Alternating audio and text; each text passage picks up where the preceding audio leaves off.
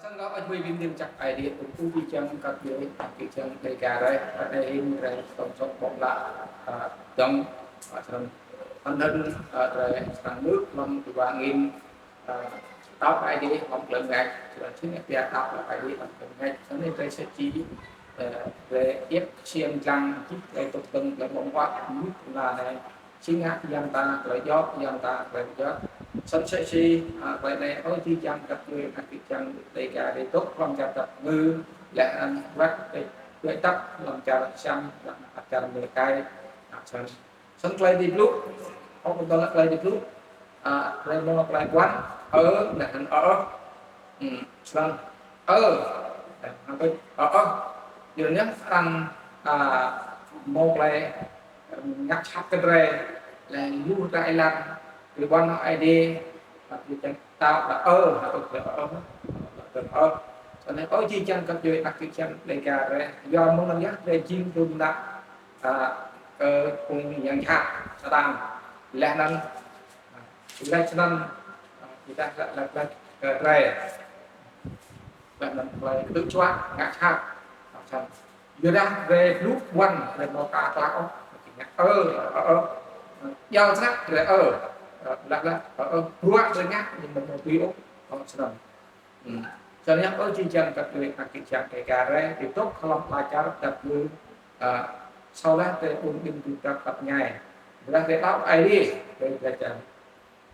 quay táo sẽ chỉ ra cái ai đi sẽ qua những món được cặp lại là đó từ một lần rong từ một họ họ vua ốc là tụi rong mình lại mòn ngăn cái trọc mình anh về một lần gạo tao đang về buôn cái đó là anh về được lệ vừa về cái đó nhớ cái đó anh về là vài trắc cắt là những chỗ bằng về là cam là để tru cái đó do sắc nó cũng biết là mò năm ai đi mới nhiều một lần blue là mò ai đi mới là comment là mình nhôm mò về và chip một là chip ra luôn mới về blue dân đây dòng ta là sản phẩm gì đó biết mà nhé rằng thui nữa play play là nâng ăn trên một mô thuộc là cái răng tôi rằng mạng đây là nâng cặp thu chí rằng mạng thu chí ngành thuộc tập đây là quệ thấp đang tiếp mát sân sân em sẽ chỉ play là trúc lưu làm chính sam ta tới loạn nó nét đây play lắc trúc này lại lưu lại làm đặc biệt mọi thì đâu đi chịu lần con từ ngạm kéo đi một lẹ đồng pe xe là lưu về hoặc cho ba vào mắt và trăm rê và viên rê từ qua là chạm rê do là chơi nhát quá một giờ một giờ chưa đó họ xong giờ sẽ lên tiếp một giờ về thực hành này một ngã tôi rồi sẽ nhắc đá qua cái này nào đi đá cũng là hàng tỷ là xong chỉ cái biết chiếc là cũng cả tỷ xong sau này ở chi chân cặp chơi hạt chữ chân về một mình biết năng hung là ca nặng út về học mình và về được một cái để làm ngã và về lơ và làm dạng chân về chân là nó có để là mình cho về ví dụ việc làm thì mình mổ việc ví dụ việc làm thì 10 hết thì chẳng 100 1 tỷ hay là 100 triệu cho nên nó tôi một lo ốp một thun và là đai là đa một trăm lao là tết đuôi rồi bông đơn thiên gần tè thì sẽ lưu sắc là làm lúc na là làm tàu bắt réo và thằng mát rút về nó thằng mát ngăn cho về mua một lần vào sang đây là mát vào lần sang nó tôi từ một tuổi này đi và trước là lừa đảo họ sợ bây giờ chân nó là nhìn lưu làm lưu tuệ từ răng và cha xem này là làm bà cha Việt Nam lưu sắc từ từ bắt và cha làm tuệ buôn đi rồi lúc là liên với sẽ đắc về lúc mình đe về lúc đó lòng tin là về lệ dụng ngăn rằng trong phát cắt trong một cái sai tiêu sai là nó tới là ngã rê là là nước mà chắc không nước mà chèo nó sau đó chết nít từ lúc lúc nàng chặt bài để làm thoáng đó là một anh đặc biệt chỉ chèo để gà đấy ở đó tám tám cái chỉ chèo về từ duy nhất cũng nên tao tao niệm rồi đó tao cái gì chỉ để để tao sinh à nhá quan lúc cái nạn rồi cho nên là mình phải đặt để tạo cái nhạc bảo tem giờ thì chúng tôi thọ ngang nó các ai đi nhạc chặt cây thành đang chấp ta theo mò theo một giờ ai đi thế là chả ai đi sama ki misalnya di được nhiều cho nên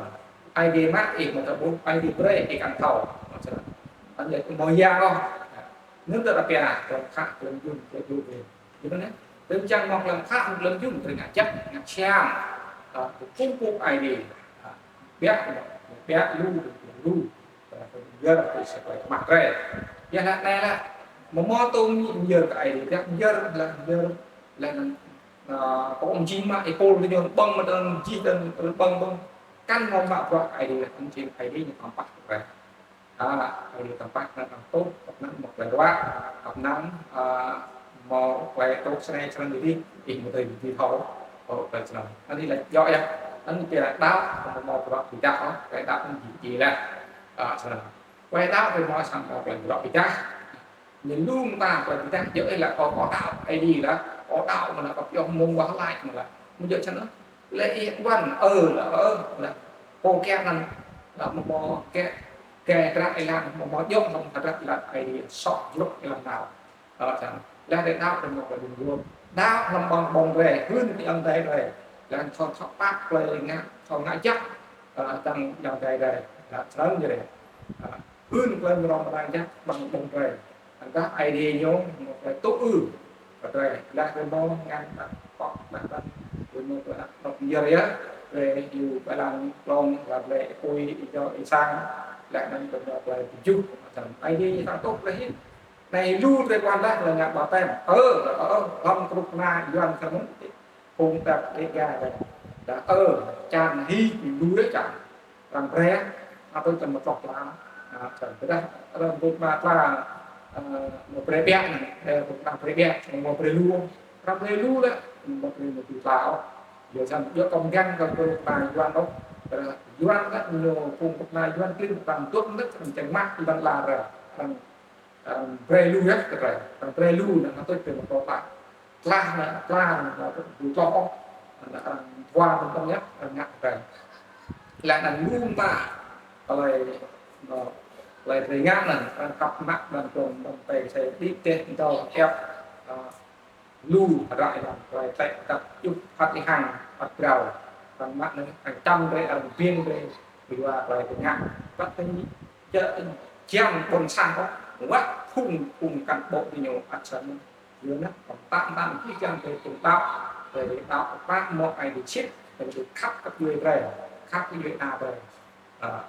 anh về nào từ xa ai đi xa của khắp xa những ai đi đến plan về mong quay đặt này ai đi đến plan về mong quay chỉ dùng đặt tứ chọn về có các người đi nhiều chắc ai đi luôn phút chi trang về cái tục nước làm qua video này các người nhiều chắc ai đi chắc